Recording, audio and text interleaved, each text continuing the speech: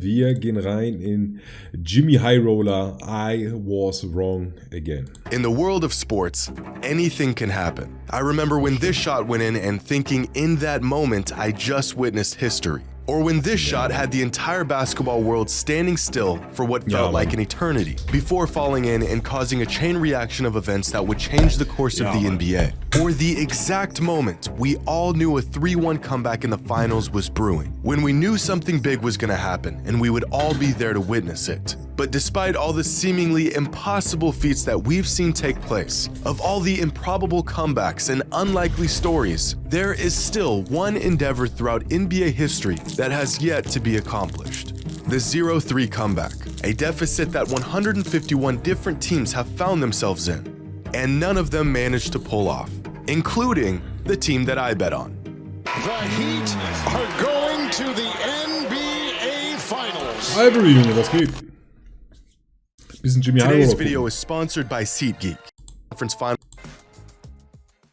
After falling to 0-3 in the Eastern Conference Finals against Miami, the Boston Celtics were given a 12.5% chance of winning the series.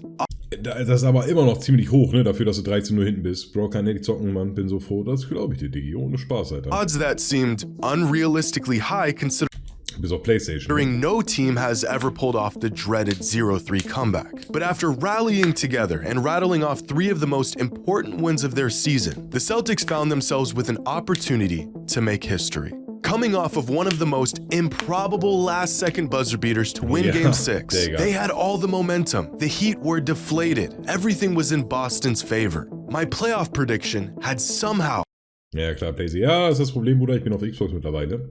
Schade. been resurrected. Hope was still alive. And so what did the Celtics do? They put together one of the most piss-poor Game 7 performances I've ever seen in my life. If you never hear me utter Jaylen Brown's name on this channel again, do not wonder why. Here's an idea. Learn how to dribble a basketball and stop shooting threes. And I would give Jason Tatum a pass for his Game 7 performance since he was playing on a bum ankle, if he didn't shoot 2 for 18 from 3 in his last 3 games. Ist jetzt nicht so, dass er die letzten Games irgendwie gut war, ne? 11% from 3 in consecutive playoff elimination games. Brother, hit a shot. And don't even get me started on Caleb first-team All-NBA Martin. God forbid he just plays like a normal player against the team that I bet on. No. He has to morph into a human flamethrower for 7 games and rip the hearts out of whatever Boston fans are left after this monstrosity. Have y'all seen Caleb's splits from the Eastern Conference Finals? 19 points per game, 60% from the field, and 49% from 3. That's 74% true shooting percentage for the series.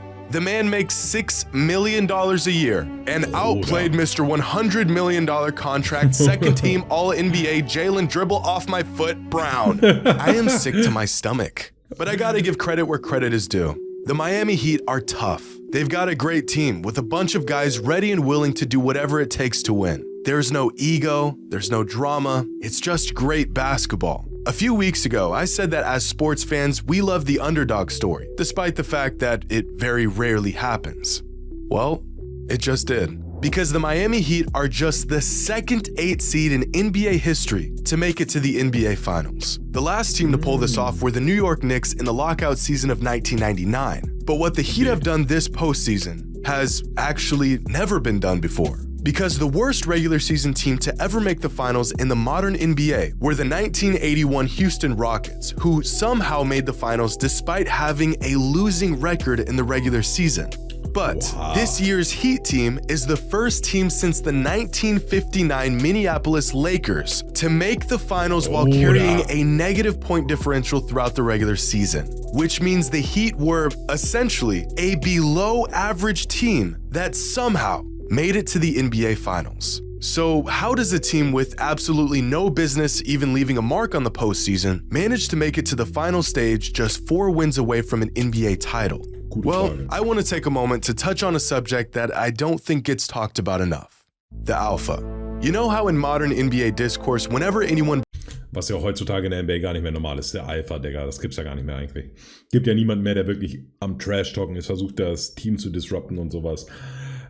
Selten. Klar, es gibt nur noch diesen Starspieler, aber selten hat der diese Star-Allüren, dass er von wegen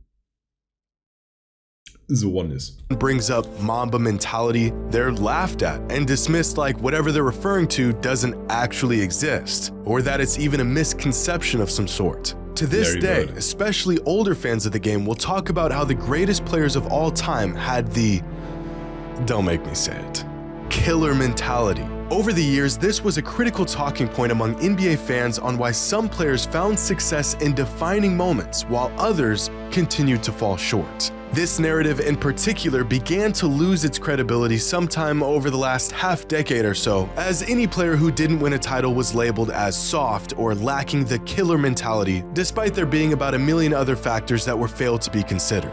But we just saw firsthand what grit and determination and integrity and this elusive killer mentality that we've been dismissive of for years can do for a player and a team.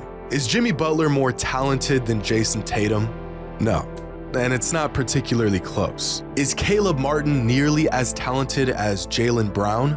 Well, after this last series, I'd sure as hell say so, but really, no. Jaylen is the far more talented player. Should Gabe Vincent and Max Strus be starting throughout an entire conference finals series? Well, if talent was the deciding factor, then no, but it's not. When you've got a leader who is willing to do whatever it takes to win and makes no excuses, rises to the occasion and has the guts, no, the audacity to take on any challenge that stands in front of him, that mindset becomes contagious. Slowly, everyone on your team begins to believe, even if it's irrational, that they too are capable of anything. One of the reasons why I have Kobe Bryant ranked so high among my all-time greatest players, among other reasons, was his attitude towards the game. His fearless approach to whatever. Ich glaube, Kobe hat die beste Mentality fürs Basketballspiel, die man überhaupt haben kann.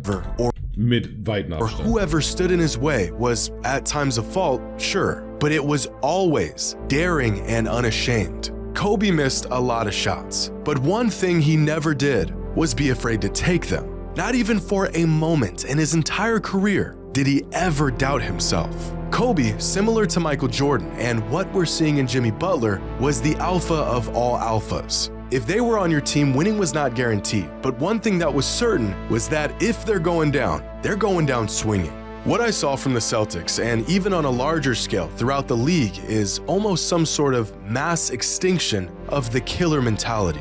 We always talk about talent and potential and skill sets, who can get a bucket, but what about the guy who refuses to lose? How many of those guys exist in today's NBA? Sure, Jason Tatum is talented, but is he truly willing to go to hell and back to win?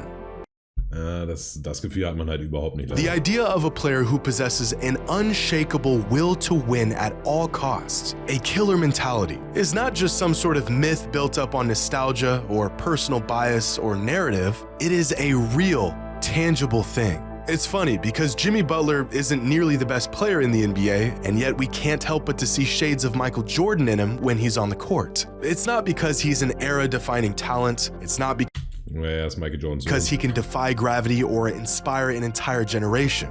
It's because he's a winner, a leader, the bedrock of what every championship team needs. He backs up every word that comes out of his mouth. He doesn't make excuses. He leads by example, and he will do anything to win.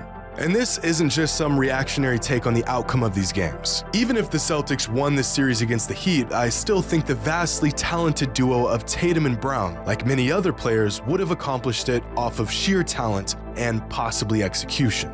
But what happens when the shots stop falling? What happens when the defense figures you out and your bag isn't enough? What happens when it gets quiet and everyone's looking at you, waiting for an answer? Whenever a player or a team wins, the reaction is always the same. Excitement, joy, relief, but you might find out a lot more by paying attention to how a player reacts when they lose. You can't fake this. Are they genuinely upset? Are they hell-bent on getting better, being the best? Sure, there's not a single player who takes joy in losing, But what about the player who is tormented by loss? If a player lacks this quality, I'm not sure if talent will simply fill the gap. I don't know. There's just something about a player who cannot accept losing. You know it when you see it, and you sure as hell know it when you don't. Either that, or I'm just mad that the team that I bet on fell short of a championship for the second season in a row. I hate the Celtics. Perfekter Abschluss, oder? Das war wirklich ein perfekter Abschluss für das ganze Video. Hätte ich besser nicht. Also, was ein geiles Video wieder von JxmyHighroller. Absolut insanes Video.